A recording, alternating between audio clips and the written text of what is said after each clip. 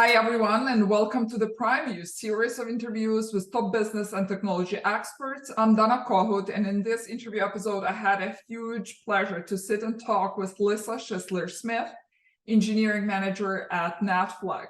Lisa shares her knowledge and insights on the various aspects of tech industry, from her nonlinear career from being a librarian and becoming a tech professional to advocating for women in tech diversity and inclusion and the benefits that the diversity of backgrounds can bring to business. It's a great interview with lots of valuable insights, and I believe you will totally enjoy it. And if you do, don't forget to hit the like button and to subscribe to the Prime U YouTube channel, not to miss other great interviews coming your way. Stay tuned. How are you? I am well. How are you? Doing great, thank you. It's a great pleasure to meet you, and I'm really excited about this opportunity to have the interview with you. Yeah, thank you so much for reaching out. I really appreciate it. Yeah, I've been following you on LinkedIn, and I saw you're a really passionate advocate for women in tech. I saw a couple of your panel discussions, and I thought that your insights and in the interview would be really valuable to my audience. So thank you so much for making the time and joining me today. Happy to. Great. Yeah, Lisa, so to start off, for many of our listeners that might not know you, right? If you could elaborate a little bit more about your career. I know that you have this non-conventional path to technology. Right now, you are engineering manager at Netflix, but your career started from a totally non-related to technology job, right? So tell us more about yourself and the steps in your career that have led you to your current position. Sure, happy to. So yes, I cheerfully embrace my nonlinear path as a feature, not a bug. I think that having a widely varied background gives me a different kind of empathy and insight into the kinds of work that I do. And so I value that both for my own career, and I kind of look for it some in folks that I employ as well. I think it gives them a better understanding of the users that we serve. And I think it gives people a variety of perspectives. Sometimes when you can come in with a laser focus on a single topic, you miss some of the nuances, I think. But I started out as a librarian, and I was a professional librarian for about 5 years, and taught myself how to code during that time. And then somebody took a chance on me and offered me my first job in tech. Of course, I had the benefit of this being roughly 1 million years ago when you could wrap your arms around the whole of the internet. So I learned as I went. But that, I think, embracing a learning mindset is key to staying relevant in tech, regardless of what your path up is. I think the thing that I've been able to do is leverage every job I've had into the next job. So learning something at the place I'm working that then proved to be either 100% vital for me getting the next thing, or gaining some perspective that helped me succeed in the next level. Even if it's, oh gosh, I never want to do this thing again. That's super insightful, and I think helpful to people to understand kind of what their operating parameters are. I think we all tell ourselves, well, I can do anything, for a certain amount of time, but there are definitely places where I've worked where I've been like, yep, nope, this is it's definitely not the thing for me. And either the environment or the, what I was working on wasn't matched up. And honestly, that's kind of what led me to leave librarianship. Part of it was everybody I met when they found out I was a librarian was like, really? And so after a time, I began to suspect there was perhaps a job type mismatch with me and librarianship. And I think it was more so that I really enjoyed the technological side of things always. I've been fascinated by computers from a very early age, but was not encouraged to pursue that by anyone in my life. So exploring spaces where I was the only woman engineer led me to both support, start our local chapter of Women Who Code, but also support folks who are either career switching or, interested in exploring things outside of their originally chosen career path. Yeah, that is an amazing, career path and the story.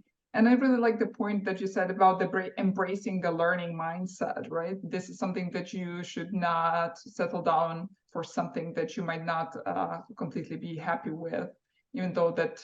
So tell me about the technology, being a librarian, was this something that you would see and aspire to achieve from the onset of your changing the career of the librarian, or you figured out on the way? I know that you were also a hiring manager at Zapier, so you had different jobs. And what was the thinking process and decision-making process to get where you're now?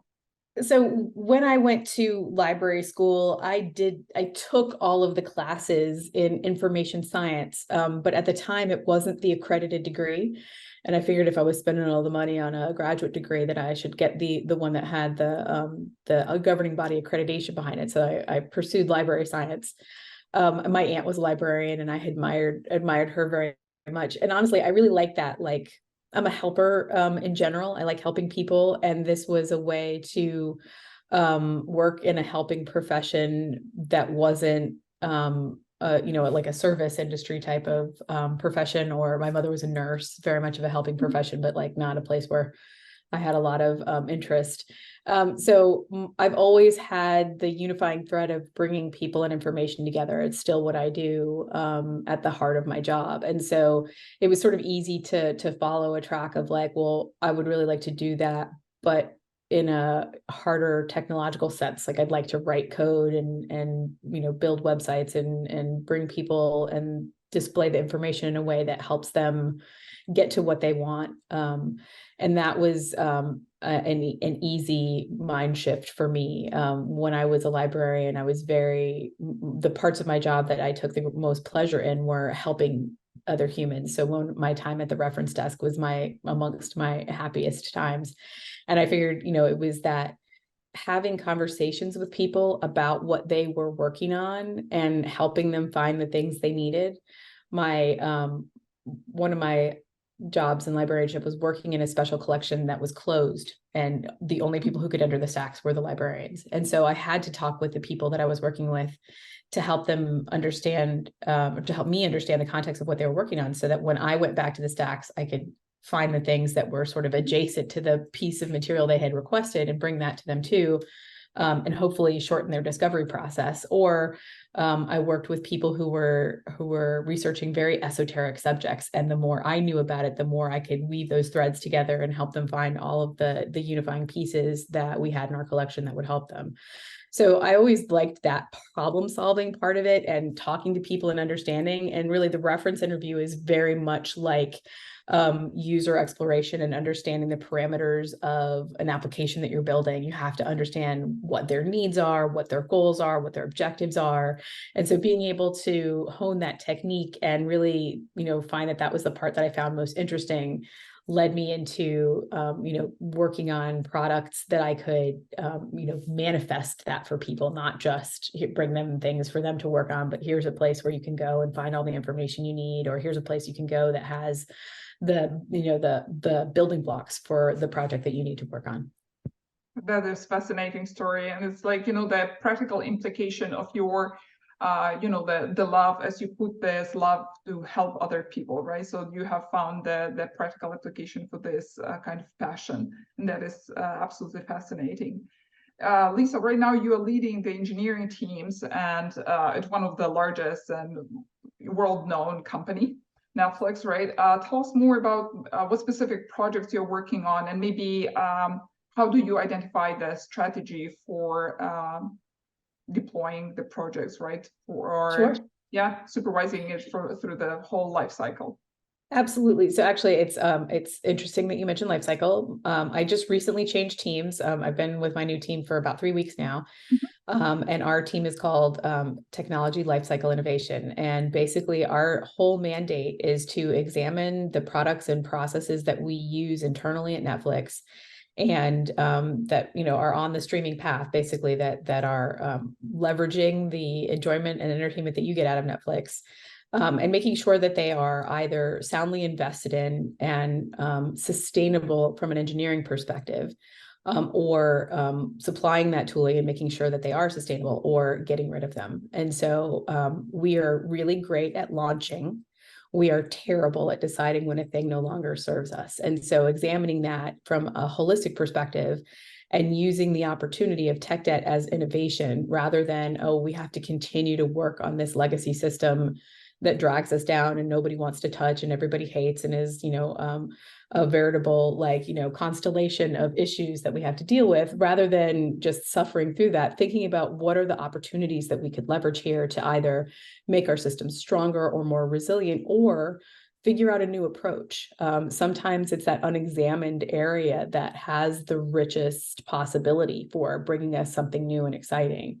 So I think it's an industry problem where we don't really look at tech debt as a place of opportunity. We look at it as a place of, you know, it's not even investment, it's just drudgery, and everybody complains about it, but nobody really does anything about it. So we're going to try to start a practice of examining this and putting some operational guidelines in place for helping people understand, okay, when is this thing no longer useful to us and how do we safely retire it? And how do we decide what the next pivot will be for that? Netflix is known for innovation and for, you know, pushing the envelope in a lot of places, and we're hoping to do that in this particular sphere as well. So I'm really excited about this opportunity. It was sort of a thought process that I was putting into practice on my own teams. For the last several years, I've led teams building internal tools for other stunning Netflix colleagues. We built internal systems for our talent organization and for finance and for travel. My teams worked on everything from our corporate white pages to our 360 tool that we use for our annual conversations with each other about feedback. And so we had lots of opportunity to serve our stunning colleagues, which was great. But I think everyone needs to have some time and decide whether the thing that we're working on now, is it serving us? Are we doing this the right way? Have we asked all the right questions? Have we gone back and examined a thing once we build it? Did we just, you know, chuck it out there into the ecosystem and roll on with our lives? Or did we have a plan for how it was going to be sustained and maintained? Because it's super fun to innovate and launch, but then the next day after you launched, what happens? Who is taking care of this thing? It will require care and feeding of a certain extent, and have you made a plan for that? And so helping people invest in that thinking at the beginning of a project, rather than like, oh, wow, I've launched this thing, now what do I do with it?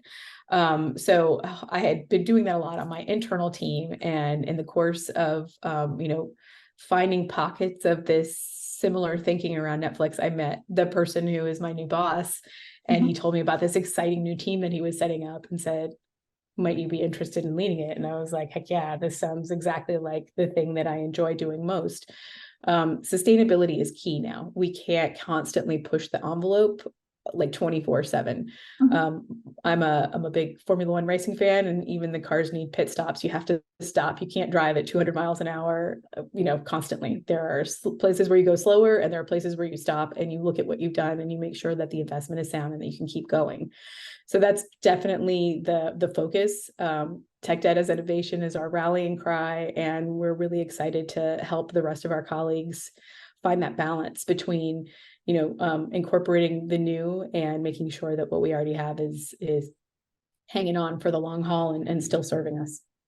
Yeah, that is a fascinating. You know, the point there where you look at tech debt as an opportunity to innovate is something, you know, the totally new perspective. But you said that innovation is fun, but why, from your perspective, how can an effective tech leader actually foster and promote innovation within their teams, within the company?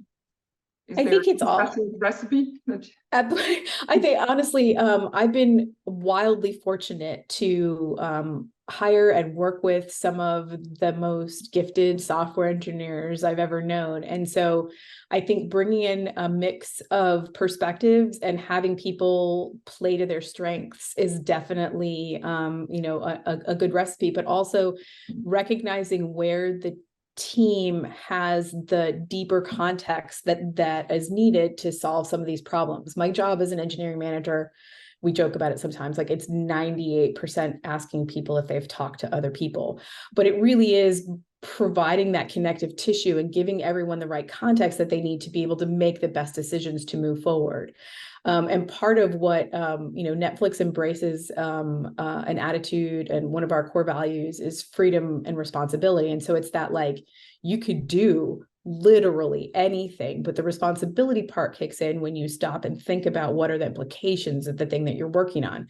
Is this going to help other groups? If I spent a little more time at the beginning, could I make this thing more resilient or observable, or make it more less prone to error, or more tolerant of flaky input, either from the APIs we consume or from user input that is unexpected. So making a thing behave in a way that is both useful to the person who is using it, as well as thoughtful for the person who has to maintain it, I think requires an amount of flexibility of thinking that I value and prize. I prize pragmatism in my engineers almost as much as I prize empathy. I think the combination of those two things makes for somebody who can solve any problem, honestly, that's presented with them.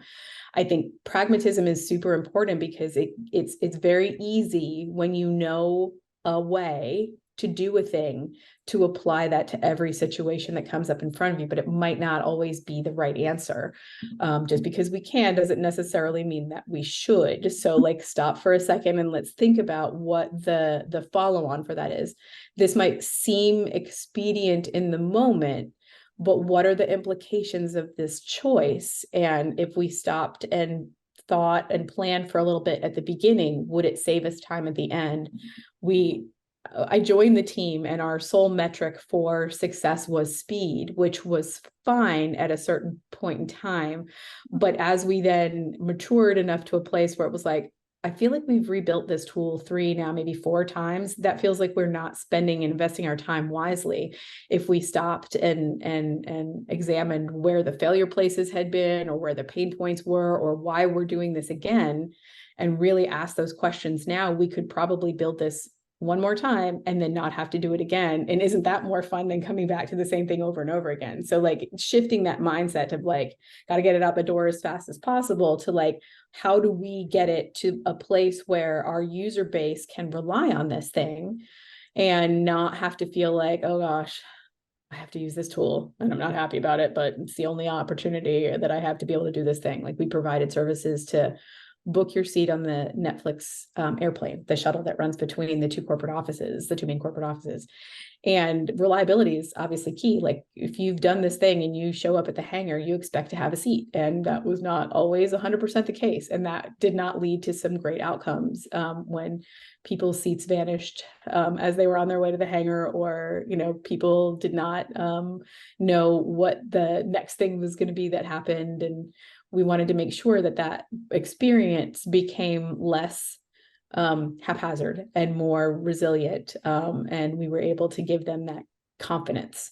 So being able to provide that throughput is really the key. And so we were talking about innovation, but I think the innovation there is making sure that, this fantastic idea you have, which I probably love, how do we make this into a thing that people can rely on? So, like, let's come up with new techniques, or, explore new possibilities, but making sure that it is solid and reliable is kind of the cornerstone.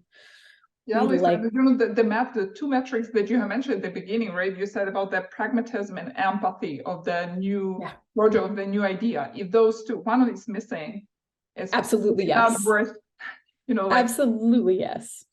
Yeah, and you mentioned this that you're working in Netflix on the projects that are like for HR, financial department, and you also mentioned this fantastic kind of application, I believe, that where your employees can book a flight between the two offices. So it looks like you're working on the internal tool. Yeah, that was so for the last 2.5 years, my team was entirely tasked with building software for other departments at Netflix. We were building bespoke tooling for pretty much every department that had a need, and it was a super fun, exploration. And internal tooling is wonderful in the fact that your clientele, your users, are very, very highly invested in how that software goes, but also super interested in providing that feedback very quickly. So there was a very tight feedback loop.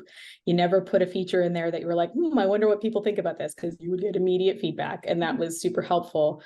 But I think it was also helpful for us to understand deeply what their business needs were, and making sure that we were addressing those things. Like the air shuttle is very obvious. People need to get from LA to Los Gatos, and several times a day. The pilots need to know who's going to be on their flight so that they can file their flight plans, and they need to be able to check people in. But it's a very old school like flying experience. You roll up to the hangar and somebody checks you in, and then you just walk out on the tarmac and get on a plane. And so there's not a lot of additional overhead there. So we wanted to make the booking process very similar, that people were able to just do the thing and they knew that they would get there, and then what to expect at the other end. So linking it with ground transportation.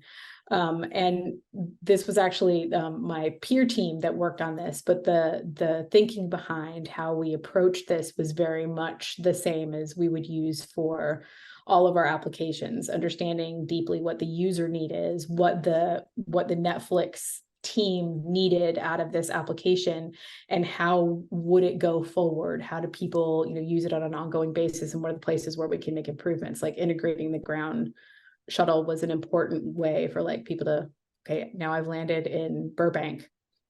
What happens next? How do I get to one of the many offices that are in downtown LA? Because it's not an obvious place to be. So making sure that the full experience was taken care of, and then thinking about other ways that could be applied. There are car services for moving around between the Netflix offices as well, and thinking about, is that something that we could also help make inroads into? Was an exciting conversation that we had started, but we hadn't really pursued very much. But yeah, there's all kinds of tools that our colleagues need to be able to do their jobs. We built everything from learning management systems for specialized content training to very particular apps that are used to build and plan what goes on the Netflix billboards that we own in and around major cities. So there's all kinds of real interesting problems that are unique to Netflix, that there wouldn't be a software solution that existed in the world. And even if it did, it probably still wouldn't fit into our ecosystem in a way that was useful or integrated with the things that we need it to be integrated with. So it was a lot of custom, bespoke tooling for things that were important to Netflix operations, which was super fun. So that we've gone through a couple of reorgs, and the teams that are taking that up now are continuing on that work in a very meaningful way. And now I get to go and help them understand when it's time for things to leave us. Yeah, and you preempted my next question. It was you are building some new kind of applications to help the operation inside the company, right? And I was, the question popped up in my head, how unique are these applications? Is there a way for you to take maybe some parts off the shelf that are already, there, for even the learning management tools, and there are myriad of them, right? So yes. So how unique are your tools, and why they are so special that you have to build from scratch? So that's a great question. And honestly, we're kind of undergoing an evolution in that regard. There was a time when it was we'll just build it because we're Netflix, and that's what we do. And that was pretty much the answer. And now we are absolutely undertaking more of a hybridized approach. What can we build on top of something else, or what can we leverage from someplace else to not have to do all of the heavy lifting? And the answer is that it kind of varies depending on the topic. There are places where it has to be all bespoke because it's internal processes that are very specific to how Netflix works that don't happen anyplace else. And then there are places where we can leverage tooling that exists. But many of these tools predate industry innovation. And so that was really the driving factor. Well, this thing doesn't exist, so let's build our own. And then we just sort of got into the habit of maintaining that. So there's now this inflection point where it's like, okay, is this still a thing that we need to do, or is this something that someone else has taken up the mantle of and is providing service at a level that will serve us? And the answer varies wildly across the organization and depending on the business function. So we take each one of those up, and we have wonderful product managers who evaluate the opportunities and make sure that we have that right blend. Because it is, there's no one answer for that works for everybody, right? So figuring out what that blend of off the shelf and internal it works to solve this problem, I think is it's a fun and interesting one, and we take it up at the beginning of every project. Yeah, I totally agree with you. Sometimes it can take a lot longer, taking something that is already there and trying to kind of Absolutely bring it to the, bring it into shape. Yeah, and the form that you needed for your company. That can take a little longer. Yeah, I got this. So managing the teams, and I know that you, Lisa, at Zapier, you were working at Zapier, and you were at when the coronavirus broke down, and you were managing the globally distributed team, and that was that was a challenge at that time for many companies and many managers. Have you learned any kind of specific, I don't know, tips or tricks that work specifically well for you, even in the current environment where more and more companies are encouraging their employees to work from the office? Yeah, absolutely. So I think we were fortunate at Zapier when the pandemic started that we were already 100% remote. So we didn't have to cross that hurdle, but that didn't mean that it was, a walk in the park for us either, because the pressures that everyone was facing at home were very different. So my challenge was keeping up with COVID news on pretty much every continent in the world, because I had people in Taiwan and New Zealand and Australia and Portugal and the UK and every time zone in the US. And so making sure that everyone was safe and everyone had what they needed at various times was the biggest challenge there. But we already had the infrastructure in place to be able to have everyone work from the place that was safest for them. So that was, a slightly easier path for us. But I think the way to make that work, regardless of the why behind your workforce locality, is intentionality. You have to be extremely intentional with your communication. You have to have multiple communication paths. You have to have reinforcement. You have to have touch points where everyone is together and hearing the same message at the same time, regardless of where they are distributed geographically. And so making sure that you have the right team makeup. My team was such that there was no single hour when the entire team could meet. And that was extremely stressful on everybody. Like if I wanted to get my backend engineers together, that was a 3 a.m. meeting for me, which I will freely admit I am not at my best at 3 a.m. So like finding that right balance.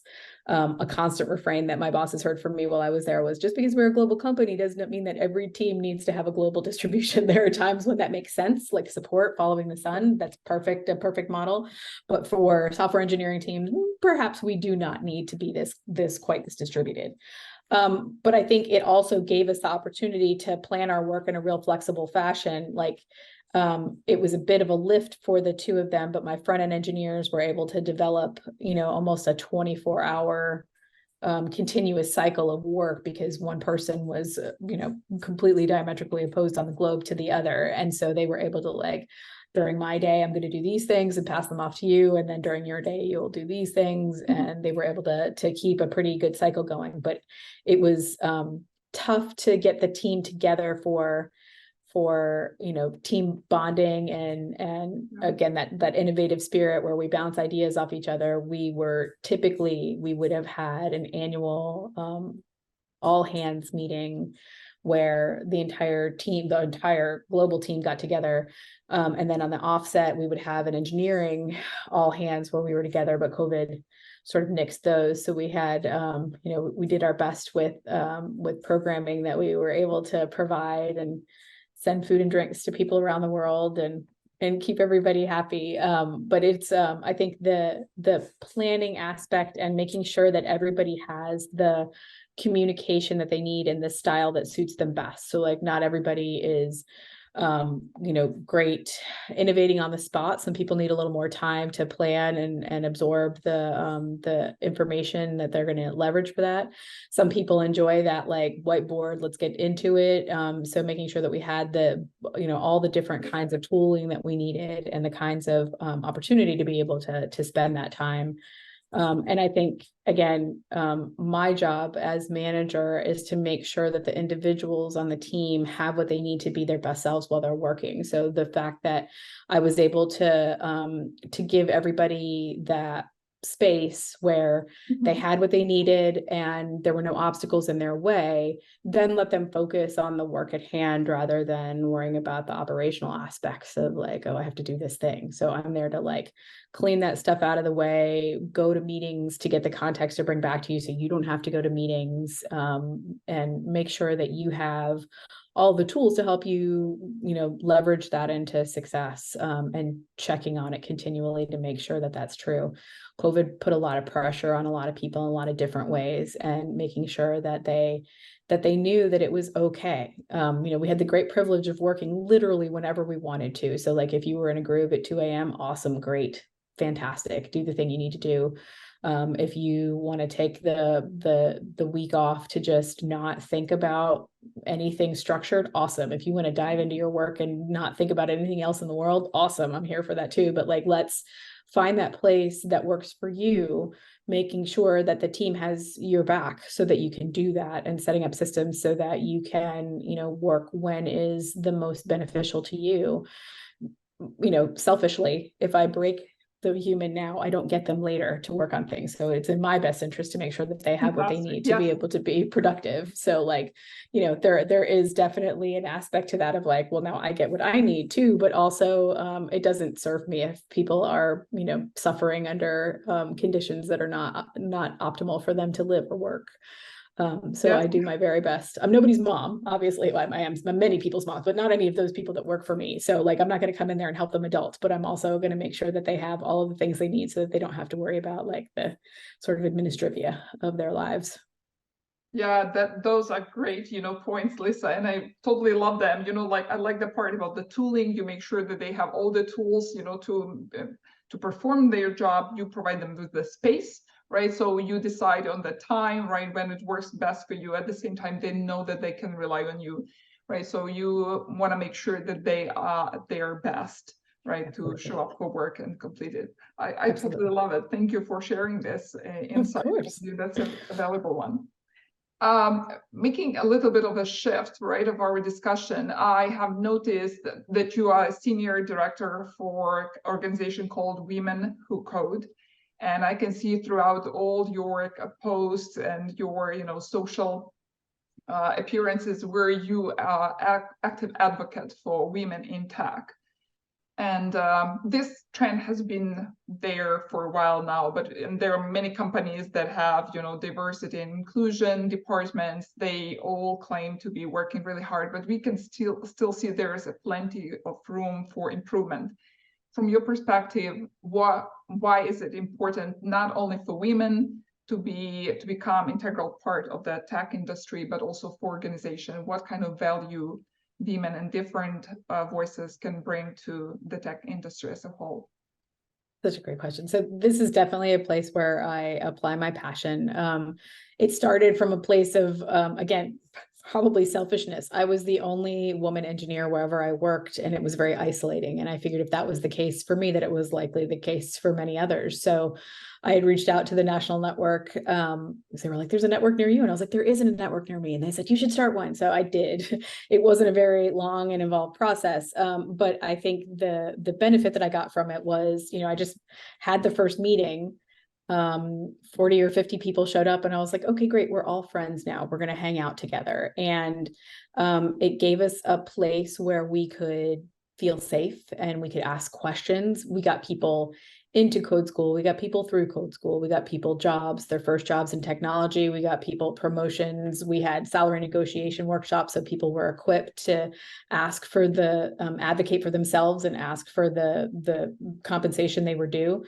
And it was really our key programming strategy was a monthly brunch where we would just all show up at the same restaurant and hang out for a couple of hours. And it was a low key networking opportunity for people to meet other people like themselves and see themselves in these roles and be able to feel comfortable asking questions and know that they were in a safe space. Those things are vital.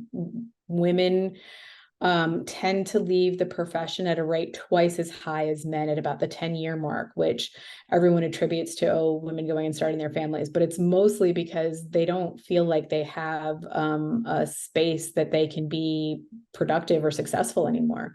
You hit a place where you're relegated to note taker or office mom or whatever those roles are, and you're not engaged in meaningful work. And that's not only working for, charitable institutions, but like work that has meaning to you, and being able to choose those assignments and get those assignments in ways that other people operating in the tech field do. And I think, tech has long suffered from an intrinsic affinity bias where people will hire the people that look like them and they'll go back to the same places and recruit from the same places that they came from, failing to recognize that all that does is leave you with a homogeneous pool of humans who think exactly the same. And that's not where innovation happens. You need to have that variety of voices. You need to have a variety of lived experiences. You need to have a broader perspective. And the more voices you can add to that mix, the stronger and more resilient your products are going to be. There are numerous statistics about companies that have more diverse C-suites, that they make more money. On average, they bring products to market faster. On average, they return more to their shareholders. So from a simple greed perspective, it makes sense. But from a sustainability perspective, companies that are more diverse also weather financial downturns more easily, and they come through them with a lot more resilience and having lost less ground than companies that are more homogeneous. So like there are a number of really smart, sound operational reasons to lean into diversity, but we still fail to do it in any comprehensive way. We still struggle. Most tech companies I would give a B or a C to for their efforts. And I appreciate the recognition, but frequently the solution is to push that work down onto employee resource groups or the people who are already suffering under the conditions that they are trying to eradicate. So adding that on top of the shoulders of people who are already carrying the burden of microaggressions and workplace inequality is not necessarily a sustainable solution. And companies that just give lip service to it are not going to get ahead. That veneer wears off very quickly. While I was interviewing, I was able to develop a few questions where I could get answers, where I could listen to the tone and tenor of it and decide whether it was brochureware or it was actual work that was happening in the organization and how that was showing up for the employees. And so I began asking questions like, when COVID hit, how did your company support its employees? And that doesn't sound on the face of it like a biased question or one that gets at gender equality, but also were the policies understanding of people who were primary caregivers, regardless of what your gender is? Were they understanding of the fact that you were having to homeschool children and try to have meetings at the same time, and that's fairly untenable depending on the ages of your child? Exactly. I was lucky that my kids were big during COVID, and basically I would do a morning pulse check. Everybody have enough internet? Great, awesome. I'll see you at the end of the day. We'd high five and I'll go into our Zoom rooms, and then we would come out and and hang out. But if you had smaller children or children who were not yet used to going to school, that was a really, really rough time. And if you had anybody in your home that required extra care from any perspective, that was a pretty big deal. So how did your employer handle that? How did your employer react when the nation's capital faced a political insurrection. How did you support your employees? There were a variety of things that happened that day, including nooses on the Capitol lawn and people wearing Camp Auschwitz t-shirts, and very troubling rhetoric from people who were supposed to be, in charge of the country. Like, how did you support your employees, recognizing that that was likely that imagery was going to hit people in different ways depending on what their background was? Were you able to offer them any tangible support and make sure that they were safe and they felt okay, and that you didn't just carry on with business as usual as this was unfolding? And that's just US centric examples, right? Like there are things happening all over the globe. So like how does your company respond to any sort of crisis situation, be it a natural disaster or some sort of political unrest? How does that unfold? What kind of support are you offered? And when I was interviewing at Netflix, to a person, everyone had a story about how our inclusion and diversity team had either proactively reached out to them when it came to, say, incidents of violence against Asian American and Pacific Island peoples. There were, people who had experienced that, like either themselves or to family members or just their community. And the inclusion team made sure everyone was feeling safe and supported and had what they needed and provided resources for people who needed them. And it was super important for me to hear the action on the ground, what was actually being done. There's a lot of talk and a lot of, performative, we can hire a head of inclusion and diversity, but is that person empowered to actually make change and to support employees as part of their job? So making sure that manifests in a way that shows up for the humans, because it can be a decoration for the C-suite to say we have this person, but are the employees the beneficiaries of that, and are they getting what they need? Or is it just like your About Us page doesn't look quite as bland and uniform as it did a month ago? So, it sounds like a scathing indictment of technology, but also I feel like it's sort of endemic just to the working world. We've not done a great job in recognizing that everybody has something to contribute, regardless of where you came from. And just because you haven't had the same opportunities doesn't mean that you're not the same amount of useful, or perhaps even more so because you've had these different kinds of struggles in your life. We just recently started a new grad program at Netflix that I'm super proud of. I think, for most of our existence, we hired very senior talent. We were purchasing our talent, which was great. We compensated them well, but now it's time for us to invest in talent and grow it and contribute it to the whole industry, and make sure that we're setting up systems that help folks who are new to the profession succeed. So it was a multi-step process. We had to set up levels so that we knew how to assess people between places. You can't just start as a new grad and then you're a senior engineer. There's got to be some places in between there, making sure that we had appropriate professional development for folks, making sure that the onboarding was safe, that it had all of the elements in it that set people up for success. And that all required a lot of time and investment. And we're welcoming some of our new grads into the fold this summer. And it's been an incredibly rewarding experience, hopefully for everybody. I was heavily involved in that program. I interviewed literal hundreds of humans to help assess their fit at Netflix. And we found just the most incredible pool of humans, but from all over the place. We recruited out of all different kinds of schools. It wasn't just your big name tech schools that tend to pop up at the top of the roster. And I was super pleased to see that we made that effort to go places that, ordinarily we're not on the tops of those lists. And we found some incredible humans, and I'm pretty excited about working with them and seeing what they can do.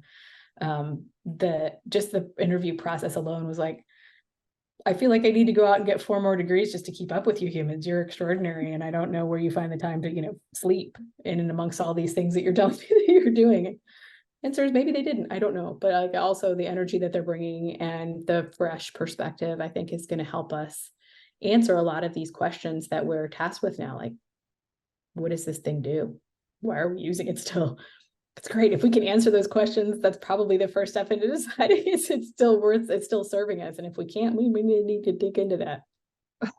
Yeah, those are great perspectives, and I really like the way you were you came up with these questions, right, to kind of probe and see whether the company is intentionally, into diversity and bringing, all the voices. And I really love the questions that you have smartly come up with to see. So, but that is for once you decide to join the company, that can be what the path, right? What is it once you're already in the company, you don't see much happening, right? There is maybe, as you mentioned on the website, there is a page devoted to diversity and inclusion. You see a person that might not have any, like power to make decisions. What can be done from that perspective? Or you think that for now it's like not much is left as an option for? That's a great question. And I think like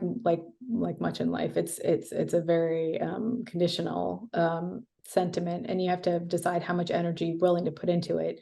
I choose to invest my emotional energy in supporting underrepresented groups. And so wherever I am, I'm going to try to move that message and that thinking forward. So wherever I've been, I've either been a leader or a founder of an employee resource group that represented groups that, didn't have a voice necessarily, or didn't have the voice that they should have, or the presence they should have. So, you can choose to tackle it head on, or you can choose to leave. Like one of the things that I counsel folks who are just starting in the profession is that you're the CEO of your own personal corporation, right? You get to decide when and where you work and for whom, and for any reason that is meaningful to you. And that doesn't just have to be some, lofty idealistic goals. Like things take money, life takes money to survive. And it's okay to work at a job that like compensates you at a level that helps you do the things that you want to do. There's no shame in taking a job, only for the money. Like that's fine. You get to do it for whatever reason works for you, and decide where and when that serves you. And no job is perfect, no workplace is perfect, but you decide the line between like, I am well enough compensated to deal with this nonsense, or I am not. And you get to make that decision as to whether or not you handle it. This comes with a great degree of privilege on my part. Like I can say that because I've had the opportunity to be able to move when it suited me. There are some of us who don't have that opportunity. So you have to decide what nurtures you. And it may be something outside of work. Like you may that's what you do to get a paycheck, and that's fine. And you find your satisfaction and your support other places. The world is not perfect. And sadly, we have to navigate our way in it as best we can. So making the choices that support you and your family are probably the most important things, but you get to decide that. And there's none of this, like, I probably spent more years than I should out of at a company because we had this like, well, we're a family philosophy. And it's like, that is untrue.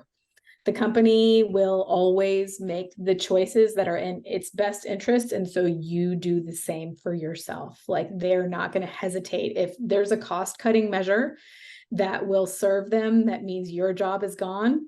That's what's going to happen. And so you get to decide. There's no reason to hang around for any sort of false sense of loyalty, because the same attitude will not be given to you by an employer. So you do not have to maintain that. I'm not saying show up and be hostile, but do understand where your boundaries are and hold to them as much as you can, and whatever keeps you in the place that you want to be. And for your first few jobs, you might not be able to have that complete flexibility, but you can always be looking for the support systems that will help you get through whatever that is. That's a big part of why Women Who Code exists, because there was no coordinated D&I efforts at many companies. Women were all by themselves and wondering like, okay, well, maybe this is how it's supposed to be. I don't know, because this is the only thing I know. So giving people that perspective of like, hey, it can be different someplace else, and you can find that place where you can get a better balance of the things that are important to you. Those things exist, and we can help you find them. But until then, we can also just help you, and you can hang out with us. And this is a place where you will find that support system and that extra boost that you need to be able to stay positive and moving forward. Because it's hard. Like life is just hard in general, and anything that gives you that that solace and that support is absolutely worth leaning into. And so I'm hopeful that we can continue to provide that both through Women Who Code and through the ERGs that I'm involved in. Everybody's lived experience is important, and no one can deny you of that. And I think too often companies are hasty to be like, oh, it's fine, everybody can just do this. And I'm like, you can't just say that without understanding what perspective someone is bringing to this. You don't know what they carry with them on a daily basis that makes this more challenging. Yeah, that's totally, I can relate to what you have just said. And, the importance, so you mentioned about the organization Women Who Code, but before that, you mentioned that once you started to work in the engineering department, you found yourself being the only woman in a totally male kind of environment. And what you did, you started a network. And I believe that can be a brilliant idea for many women today out there, right, who need that support, meeting monthly or bi-weekly and exchanging, some ideas and just, the reality check if that is something Absolutely. normal, right? This is something that is everywhere, or this is something that is unique to my situation and how I can tackle this. So yeah, there can absolutely be that narrowing. Like when you're in a situation, you can absolutely lose perspective as to whether or not this is a thing, right? And honestly, that's part of how situations continue for as long as they do. You get inured to the behavior, and you're like, oh, well, this is just how it is. Doesn't have to be, but also not everybody has the emotional cycles to take that on too. So like, I'm not saying everybody has to go out there and, lead the charge and yell and scream at the top of your voice, because that takes a lot of energy. But there are almost always safe spaces that you can find. You can find your people, you can find the people with whom you have, an affinity, and you can find solace in that. Like I have, groups of friends from former jobs where we hang out together just because we like each other, but we were there for each other during some hard times. And that was, a bonding scenario, but it also we provide each other with a lot of cheerleading and support when people are changing jobs or taking on new challengers or picking up new hobbies or traveling around the world, where, we all hang out together in a Slack instance and cheer each other on and send each other goofy memes and cheer each other up and celebrate wins and support when there are tough times. And that sense of community is super important for me. I'm a people person. That's where I get my energy. I know that's not, that's not everybody's cup of tea, but I think there are enough places that you can find that the thing that works for you. There are communities for everything. So whatever you're going through, it doesn't have to be your solo burden.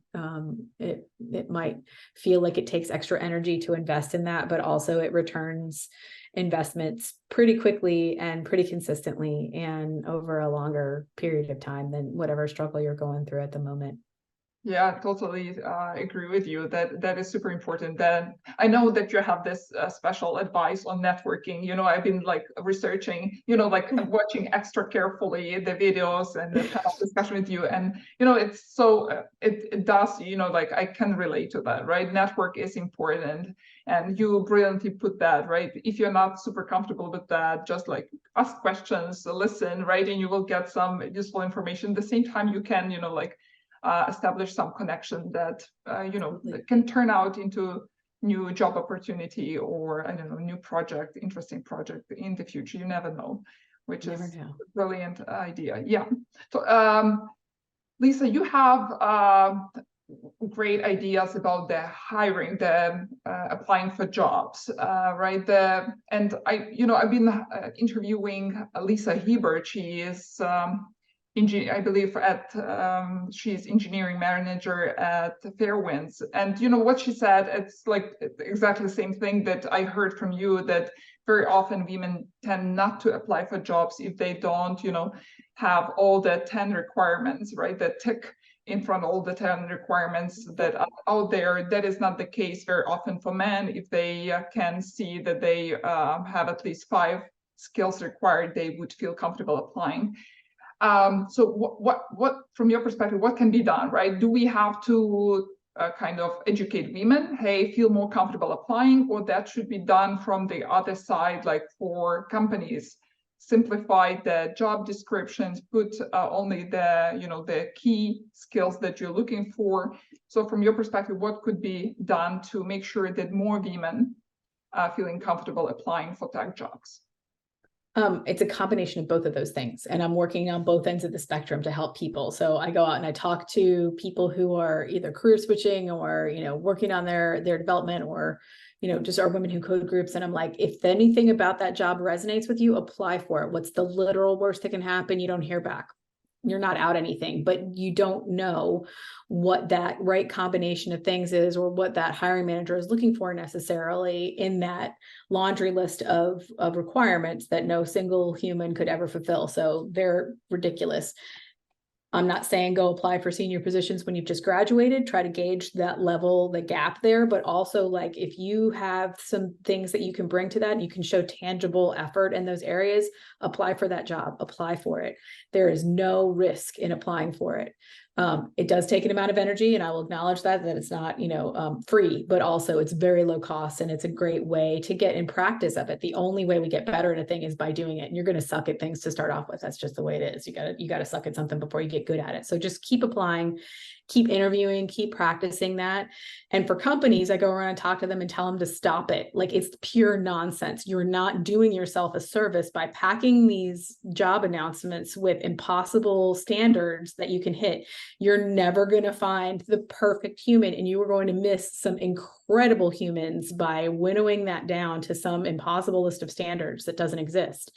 Like what you're going to do is end up with another homogeneous mix of humans. Instead, understand before you even post the job, what are the things that constitute success in this position, and focus on that. It might not even be a list of actual skills. It might be a list of qualities or energies that somebody embodies, or a mindset, or an approach to solving problems. It doesn't have to be X number of years with X language or framework. It can be, how do you solve a problem? How do you break it down into its parts? Help me understand your thinking as you're moving through this problem. Those are things that will guarantee success in pretty much any engineering job, but they're difficult to articulate. And so people are like, well, I can't put it in a 5-sentence blurb or a bullet point, and so I don't want to do that. So you got to put that work out in the beginning. You also have to decide what are the things you're going to index on while you're interviewing people, and make that process as fair and transparent as possible. So making sure that you have a set of questions that you're asking all of your applicants, and that you have a rubric of what a good answer looks like, so that you're not leaning into biases. We all have them. It's super easy to find somebody in a candidate pool that you resonate with, but like, are you giving them the same treatment as somebody else? And if you don't have that equality or equity in your hiring process, you're going to end up with a skewed list of humans, and you're not going to end up getting that diversity that you're looking for. Or you're really going to miss out on some extraordinary humans who perhaps don't interview well under this format. So provide a variety of formats. It's not always live coding. I don't care if you can foobar bizbaz in 25 languages on a whiteboard. That does not prove anything to me. It's a party trick. It doesn't show me what your thinking is. So come up with a problem that's as close to the actual work that's going to be done in that job as you can. It doesn't make any impression on me if you can solve esoteric algorithmic problems. That's cool. Again, but like, here's the problem I actually need solved. Can you work on that? What can you do? What is your thinking about this? Maybe you're bringing an approach to this that I hadn't thought of. Here's this thing that we deal with every day. What do you think of it? I want to hear what that answer is. That's super important to me. And I want to know that they've spent some time thinking about this rather than regurgitating facts. Anybody can do that. Like, you can solve leak code problems until the cows come home, but can you actually deal with a user situation that I present in front of you? That's the kind of thinking I want to see. So in the meantime, it's not great, but I'm working at it from both ends. And I think we've done a lot over the last few years of making the process a lot more inclusive. And I think that's going to help. It'll encourage people to continue to apply. I know that it feels like you're chucking stuff out into a black hole sometimes, and that can be the case, but this is where you lean into your networking. Find somebody with whom you share a connection and ask them questions about what it's like to work there.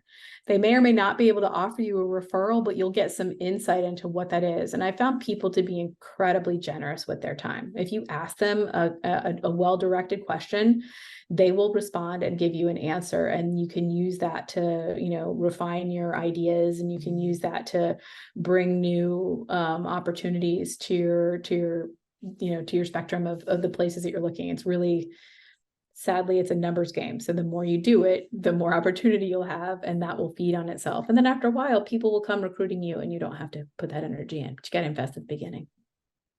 Yeah, that's the ultimate outcome we all are looking for.